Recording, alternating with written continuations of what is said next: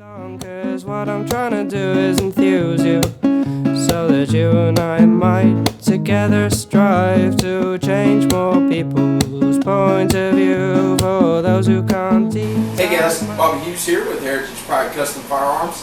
Back in the kitchen tonight, and we're going to be doing another canning video, pressure canning video. Yesterday was opening day for gun deer season here in Wisconsin. And so I hit the woods bright and early and managed to get 2 deer yesterday. And so gave one of them away because I had already gotten a deer earlier in bow season. And most of that meat's in the freezer downstairs. So one thing that I wanted to do with this deer was I want to can as much of it as I can. 2 reasons mainly. One, just because canned venison is amazing. And if you've never had it, you should try it. It's awesome. It's kind of gross looking, but it's really, really good when you eat it. So if you can manage the side of it in the jar, and then obviously when you cook it in, it's not that big of a difference. But anyway, it tastes really good. And 2, also so that I can store some away for my prepping. And right now I've got probably 200 pounds of meat in the freezer downstairs. And if anything ever happened and we lost that power, then we would have to find another way to keep it cold, whether it be in the snow outside or hooking up a generator or whatever we would have to do. So that's the reason for canning it. Today what I've done is I took some and froze it, a couple of roasts in the tenderloin, the inside tenderloins, the front loins. But what we're going to do here is we're going to can some cubed up meat, and this is cubed up in about 1 inch by 1 inch cubes, a little bit smaller, some just kind of a mix. This is leftover stuff that I didn't grind, the stuff that looked really good and I didn't want to grind it, from like the shoulders and things like that. That's cubed up here. This is all cubed up straps, the back loins, the back straps. This is going to be really, really good with like homemade chili or something like that. This stuff works really good for that. Even spaghetti, put some chunks in there, it makes it so much better. It's awesome. And then also I've got about 6 pounds of ground, just ground up just like hamburger meat. So we're going to be canning that also. I'm going to be using pint jars, wide mouth pint jars. If you really cram this full of the ground, you can get about 1 pound in it, and the same with the chunks. If you cram it in there, you get about 1 pound per jar. That makes it a little bit easier to manage, especially with just me and my wife. We're not fixing for a lot, just for ourselves. And so it makes it a lot easier to manage being in the pint jar. Then if we do have guests, we'll just use 2 pints, whenever we're cooking or whatever. So that's what we're going to be doing, pressure canning that. I've already got my canner going here. Heating my jars up for sterilizing them, and I'm pretty sure they're about done, so we're going to go ahead and get right on. Alright, so I've got my lids and my rings in a pan here, like always. I'm going to go ahead and take some of this hot water and pour into the pan.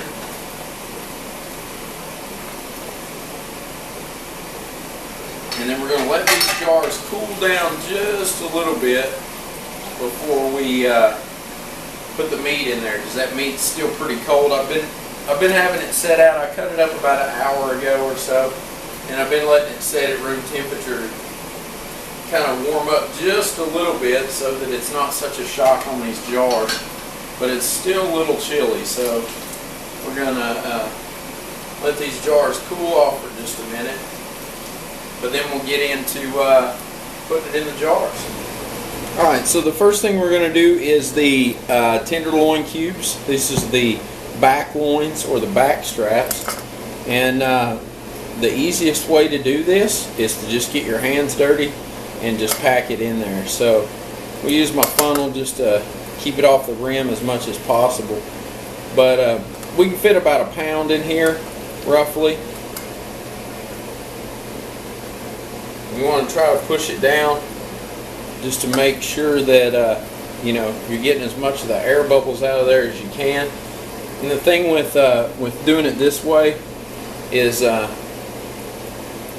you can kind of see how much you're getting in there, and if you've got any air bubbles, you need to make sure and get as many of those out as you can. And then just to check, I've got my scale here. I've got it zeroed out for a pint jar. Put a couple more pieces in here. You want to keep about a 1/4 inch of headspace or so. Not going to have a lot of grease with this with deer meat, but it will shrink up when it processes. So that's right at about a pound.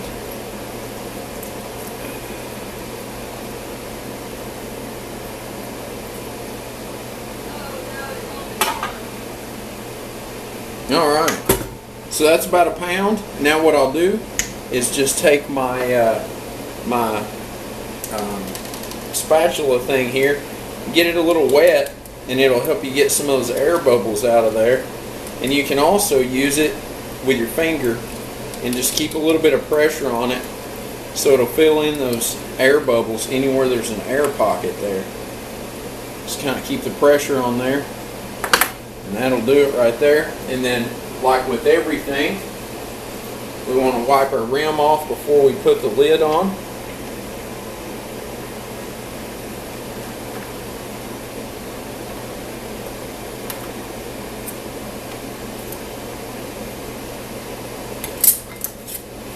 Hand tight, and that one's ready to go in the canner.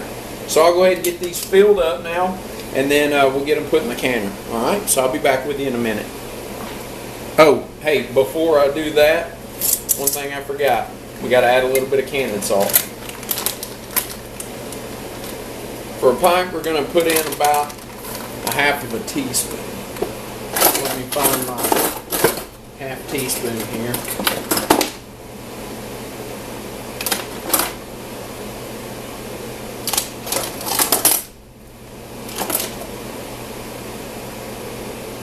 There's a 1/4 teaspoon.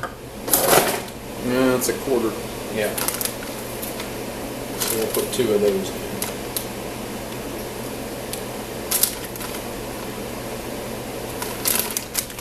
Alright, then put your lid on.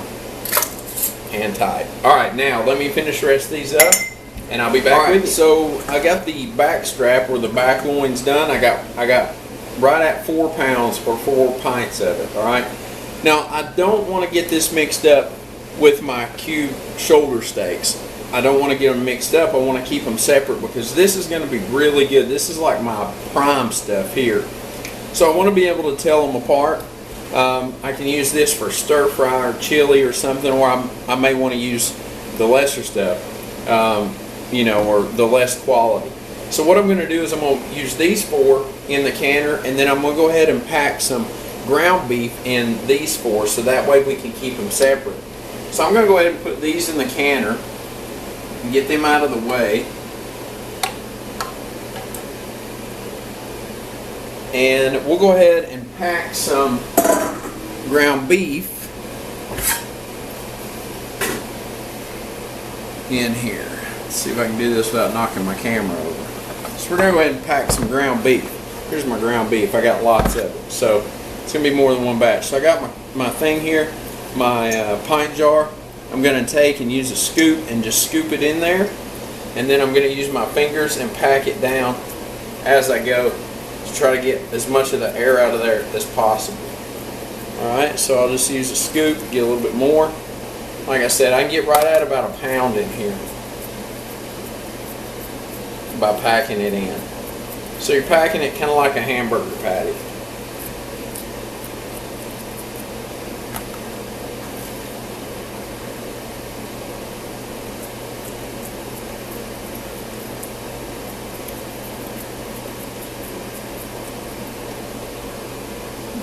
Check it on my scale. A little bit more. We'll be right at a pound.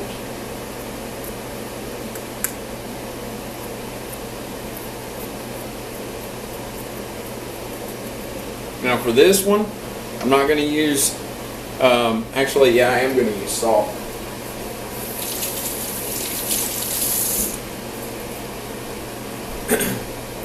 So we'll take our spatula like always. Just run it down in there, keep pressure on it just like we did with the cube stay.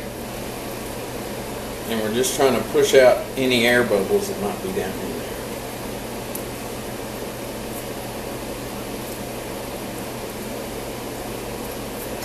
Alright, go back. Make sure we keep it tight on the top here. So it's kind of like meatloaf in a jar, sort of. And then we'll do the same thing. Half of a teaspoon of salt. Wipe our rim off.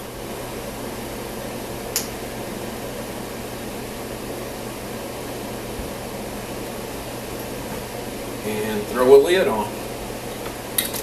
Hand tight, and it's ready to go on the canner. Alright, so I'll finish up these other 3 here, and then we'll get back to the canner. Alright, so we've got our 4 pounds of ground meat all done up now. We're going to go ahead and place that in the canner. And then we need to add a splash of vinegar. Keep our jars from fogging up on us.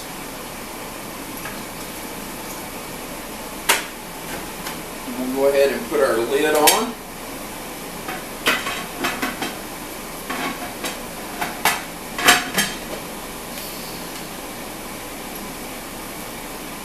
And now what we're going to do is we're going to, on the high heat here, we're going to wait for it to start venting. And once it comes to a good steady vent, then we'll let it vent for 10 minutes. We'll add our 10 pounds of weight, and we're going to process our venison for 90 minutes with 10 pounds of pressure. Alright, so we'll put our weight on, bring it up to 10 pounds, and then let it come to a nice even 10 pounds, and then we'll run it for 90 minutes. Once that's done, then we'll turn the heat off and allow it to cool down on its own, and we should have the finished product. So be back with you once it's all done. Alright guys, so our venison has finished processing, and I told you wrong. It's 90 minutes for quarts, and it's only an hour and 15 minutes for pints. So we ended up going an hour and 15 minutes.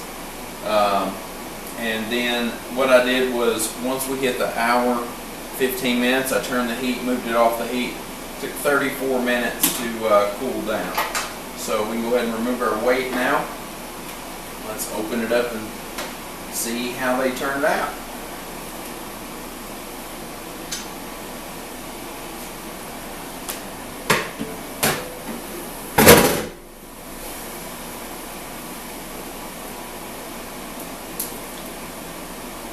Some ground there.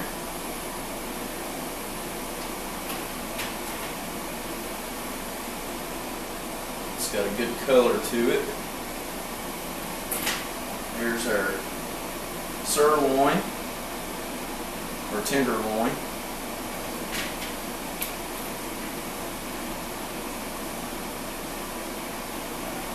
Looks like it turned out good.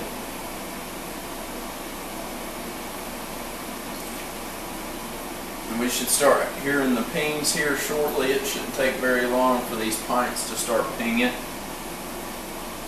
See, even with something as lean as venison, you get a good amount of fluid inside of there, of grease or whatever you want to call it. And, venison's very lean, so it turned out really good.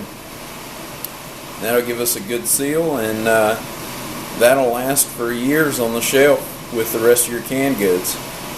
So anyway guys, that's the process of canning, pressure canning venison.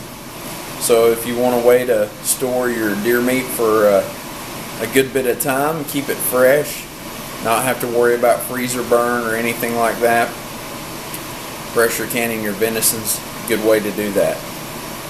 So anyway guys, that's it for this video. Until next time, get out there, shoot some guns, be safe, and most importantly, have fun. See you guys later.